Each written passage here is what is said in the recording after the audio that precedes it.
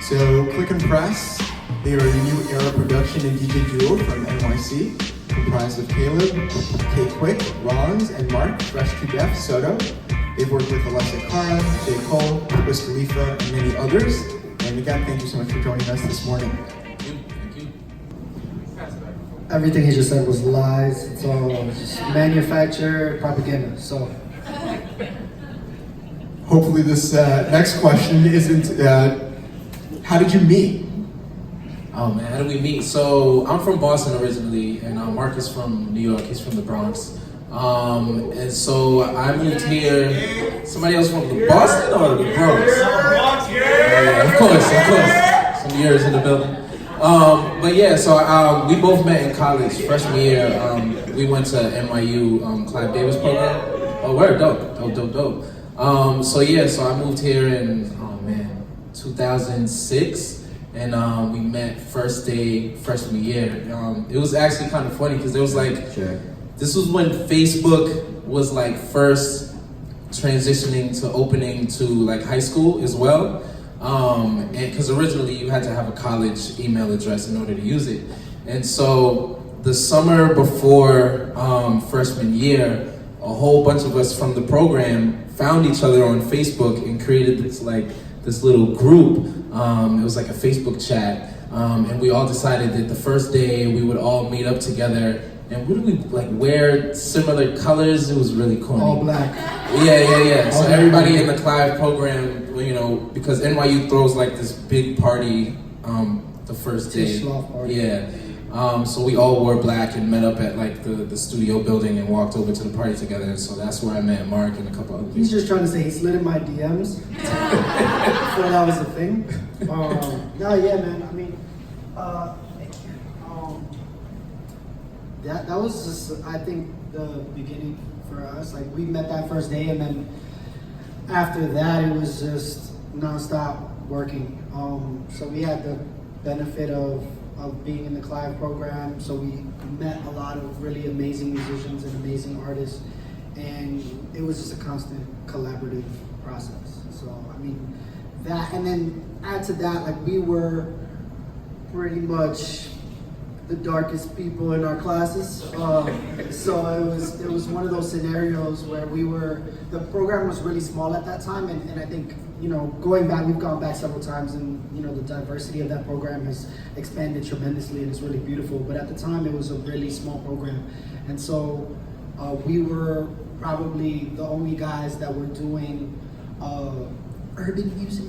And so we naturally gravitated towards each other and kind of found our niche, which was really nice to have amongst a large group of people that were doing very pop music and just rock and all that kind of stuff. And we kind of figured out our way to navigate the pop world, the rock world, but also the hip hop world, the R&B world, and all that. Cool. All right, my next question for you is... We're best friends forever. Do you live together? I mean... No. You're just gonna, I don't think we could. we see each other so much that we probably just hate each other. Yeah, that wouldn't work. Are you both living in the Bronx? No, I'm in Brooklyn. Got it. Yeah. He's not made for the Bronx. Bronx is a different world. Any response? No response. The Bronx is a different word.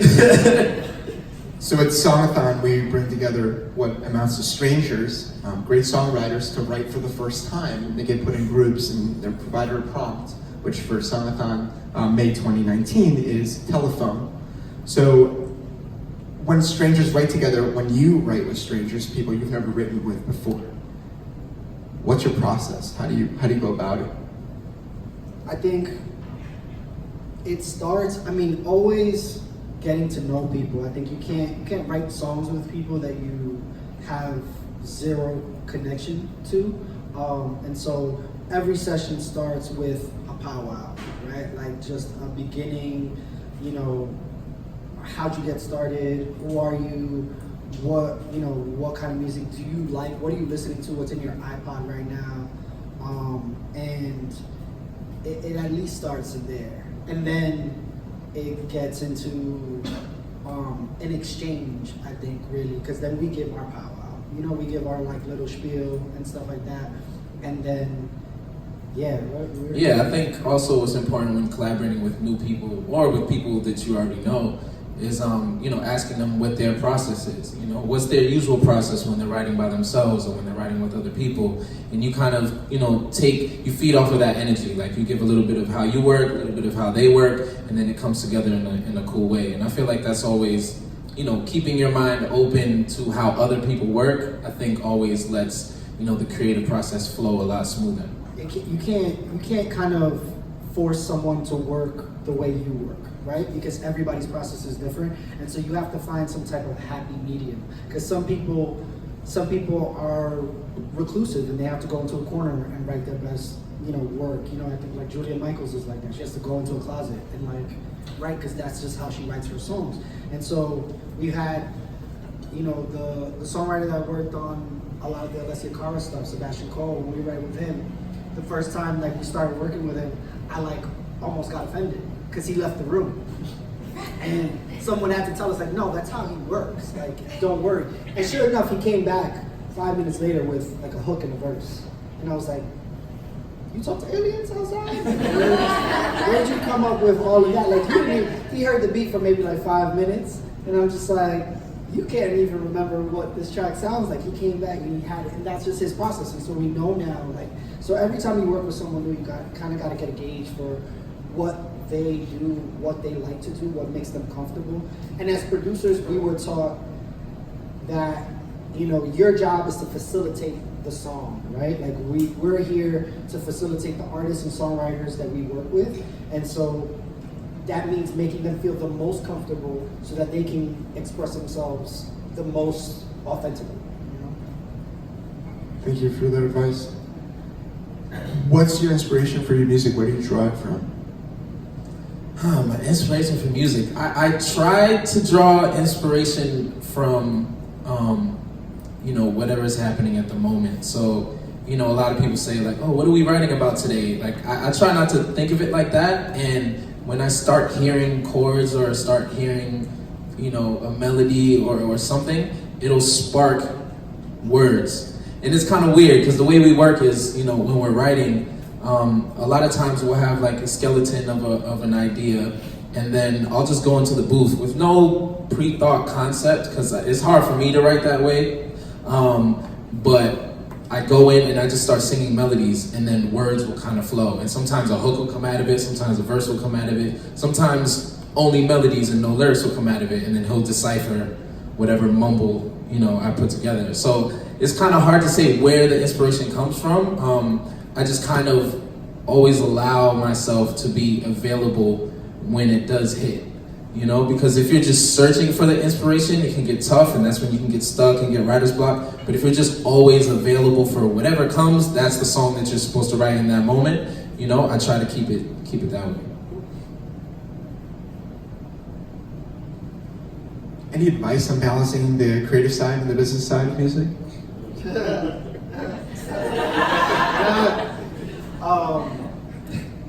Such a great question. Damn. Layers, bro. There's layers to the. So I think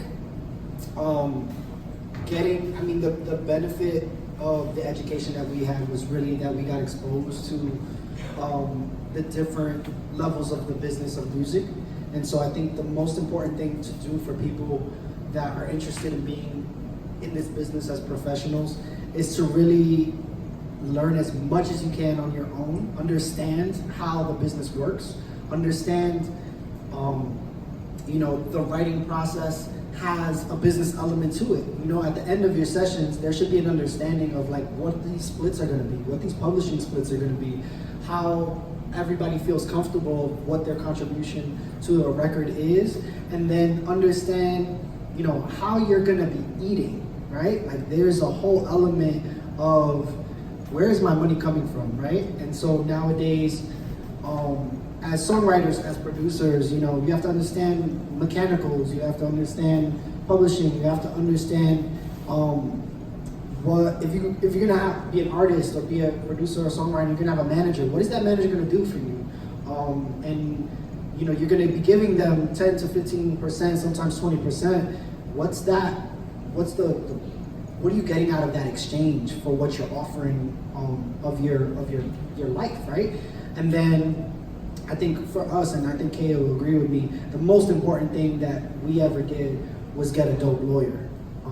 And that kind of is one of the biggest things, you know? And it takes a while to figure out, like, what is a good lawyer, you know?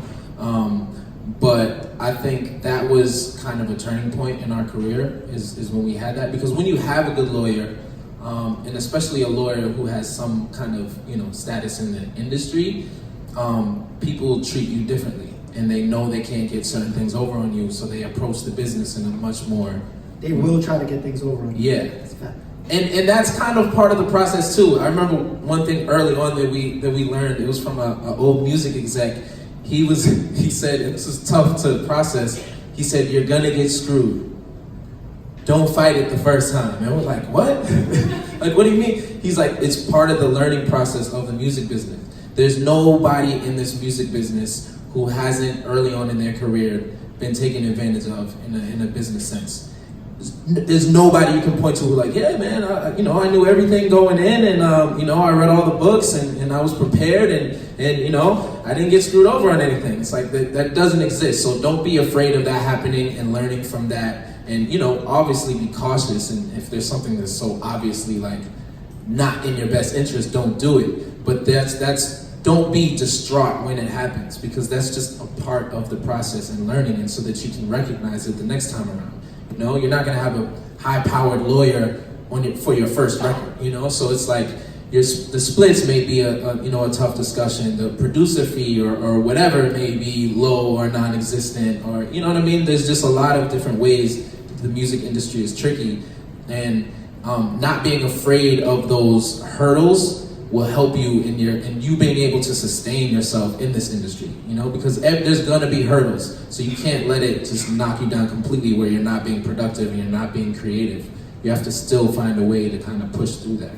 You also gotta let go of the ego, right? And I think that your natural inclination is to be like, no, I deserve X, Y, Z, or opposite, right? I feel like people tend to be on one side of the spectrum or another. You either tend to be like, no, like I'm getting screwed, like I'm not letting this happen, or you tend to be like, okay, like this opportunity is so vast that you don't fight for whatever your right might be, and so you need to find that middle ground of where, is this opportunity worth it? How much am I willing to let go in terms of whether, like Kay said, whether it's a producer fee or a royalty rate being not up to whatever industry standard might be, and understanding that there is no such thing as an industry standard. There's nothing but gray area in the music industry, and you have to be comfortable with that uncertainty. That got existential, but it's real life stuff. Before we open it up to the floor for questions, I guess my last question is, what are you working on? What can you share with us? It's all top secret stuff. We'd have to kill you. This year has been pretty dope and pretty exciting and busy. We started off the year, we came out of last year with Alessia's project, Queen Niger's project, and then we started the year at the Revenge of the Dreamers camp for Dreamville, which is gonna be fire. We've been recently working with this really dope rapper by the name of Anik Khan. Been working on his project, and just some really dope artists that are on the come up. This girl Beer on Atlantic, she's really dope. Of course. What else can we say? That might be all we can say. You have a very good lawyer. Yeah. That's the. Well, but also, this is a big tip in terms of business. Don't speak on it until you know it's official. Yeah. There's a lot of, especially in the social media age, like, photos with the artist in the studio and pushing out who you're working with and all of that. And then if it doesn't amount to anything, sometimes you can look kind of crazy. And, it can make people hesitant to work with you depending on how much you're sharing before they're even ready to present. So, it's always a tricky area. So we like to, when we know something is coming out, or it came out already, or it's already public knowledge that we're in the studio with them, you know, we kind of do that. I mean, everything at the end of the day, until the record is out, it's tentative. You know what I mean? Like, that's one thing you gotta also be comfortable with, is knowing that, you know, the reason why you have that, like, apprehension of, like, saying XYZ record is coming out is because it could be release day, and the album comes out, and you look, you're like, where's my song? What do you mean? That has happened to you? It's been damn near happened. Yeah. I mean, you could be fully paid for a record and everything, and it still not on the project. Yeah. We've had projects that we built out like 100%, and just doesn't pan out for the artist for whatever reason. Project gets shelved, the artist gets dropped. That type of stuff happens often. It's happened to us quite a few times, and it's just part and parcel of the process. Do we have maybe one or two questions from the audience? So I know you were saying that like everyone when they first get started gets screwed over. Do you feel like people should kind of let themselves in order to get ahead? Like for instance, someone that has more power than you or is a little bit ahead of you gets more than you feel like they deserve just because it gets your name out there. Or like Baby Rexha, for instance, sold her first song for $10,000, but would her career have taken off the way it had if she didn't sell it for that much and, you know, get her name on that project? Yeah, I think in terms of that specifically, choose your battles. And when you're first starting out, I mean, there's so many songs that we did for no fee, for, you know, a low publishing rate. Like, we knew we were worth more, but it was our first project. So it's like, nobody's gonna do you any favors in this industry. You have to earn everything. So there's certain things that you would do for publicity, you know? Like, even now, like, let's say, let's say Beyonce called us to do a record, and then we did the record. Let's say you wrote it 100%, produced it 100%, and the label comes back and they say, yeah, so Beyonce is looking for 50% of the record. We could say, no, she didn't do anything, and keep it, and the record make us zero money, and do nothing on our hard drives. Or we could say, all right, it's Beyonce, so we know at least if this song is on the record, it's gonna get a certain amount of exposure. We can say in the contract, okay, we'll agree to this, but anytime there's advertising over a certain size, a certain resolution, our production name credit has to be on it. And these are things that are in contracts, in producer agreements as well. So it's like you can find creative ways to kind of like earn back some of what you thought you were owed, and it's gonna help further your career. So there's, you know, it's a case-by-case thing. I wouldn't say every time just agree to whatever, just because somebody has a higher, you know, status or whatever than you, but choose your battles and get creative in how you work. You can say, okay, I'll agree to this, but, you know, can you put me in a session with another one of your artists? You know what I mean? Like something like that. And then also don't get sold a dream by people that like might be somewhat farther ahead than you, but are like upselling themselves way too much. Always like kind of approach with a certain level of skeptical nature, and then patience, right? Like there's gonna be a ton of a sense of false urgency in all of the business dealings you have, right? Everyone's gonna be like, we need to get this done right now. And the reality is that sense of false urgency can tip you into making a decision that's not in your best interest. And so you always need to keep a calm head. Like one thing with us, we are super patient. When people are on our ass for something, whatever it might be, in terms of making a decision, like do this. Are you done? Are you ready? Have you decided? We shut down. Like we literally take a step back and chill out and like make them sweat. Because then you start to assess whether or not someone is serious about whatever it is they're trying to get you to do. And so is it because they just want you to like make a flippant decision that's not in your best interest? Or is this something that's actually urgent? Because if it's actually urgent, they'll walk away. You know what I mean? And you kind of like, not to say you wait too long, but wait it out. See what's up. See, you know, do your research, reach out to people, take your time. Because at the end of the day, they're after you because they want something that you have. They want a dope song, they want a dope record. And if they're that excited and creating that much urgency for you, it's because that record is dope. And there's some level of value to them by getting that record. So, you know, you gotta wait it out. Do we have one more question? spirit of like spring cleaning, and you mentioned things sitting on your hard drive, as a producer, how often do you kind of like go back through all the things that you're creating that like kind of just sat on folders, and like what do you do with that? Do you end up recycling it? Do you really try to stay on top of all the ideas, or do you tend to just like keep pushing ahead with new projects? A little bit of everything you just said. We act like in reality, truthfully, we do all of those things. I think we've recently been going back to records, been going back to tracks, seeing like what we have, and sometimes a new idea will spark out of it. You know, you might be able to recycle a melody, you might be able to recycle something. But we've been going back and putting hooks to stuff, right? Like we'll have, it's a lot easier for us because our natural inclination is as producers. And I would say like that's the easier of the things that we do. So like on a base level we produce and then we songwrite. And so I think it's been for us like, hey, we have all these beats that we just haven't put songs to yet. And a lot of artists need that initial spark of a hook.